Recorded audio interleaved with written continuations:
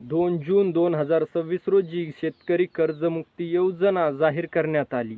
मात्र 10 जुलै 2026 रोजी याच्यामधील काही अटी रद्द करण्याची मुख्यमंत्री महोदयांनी घोषणा केली. सगळं सविस्तर सांगतो. त्याआधी जर तुम्ही या यूट्यूब चॅनलवरती नवीन असाल तर या चॅनलला सबस्क्राईब करा, जेणेकरून शेतीविषयक नवनवीन माहिती तुमच्यापर्यंत पोहोचत राहील.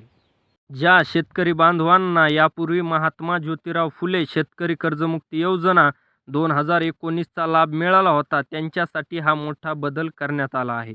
अशा शेतकऱ्यांनी जर 1 एप्रिल 2019 ते 31 मार्च 2025 या काळात अल्पमुदत पीक कर्ज घेतलं असेल किंवा त्यांच्या कर्जाचं पुनर्गठन म्हणजेच फेरपुनर्गठन झालं असेल आणि हे कर्ज 30 सप्टेंबर 2025 पर्यंत थकीत असेल, तरच 31 मार्च 2026 पर्यंत त्यांची परतफेड झालेली नसेल, तर अशा शेतकऱ्यांच्या एका किंवा अनेक बँकांमधील कर्ज खात्यांची एकत्रित थकबाकी म्हणजे मुद्दल आणि व्याजासह 2 लाख रुपयापर्यंत असेल, तर त्यांना या योजनेअंतर्गत अधिकतम 2 लाख रुपयापर्यंत कर्जमुक्तीचा लाभ दिला जाईल. या मुख्य बदलासोबतच सरकारने आणखी 2 तांत्रिक बदल केले आहेत. मूळ योजनेतील एक वेळ समझोता म्हणजे OTS योजनेचा परिच्छेद आता पूर्णपणे वगळण्यात आला आहे आणि प्रोत्साहनपर लाभ या भागातून सन 2026-27 हे वर्ष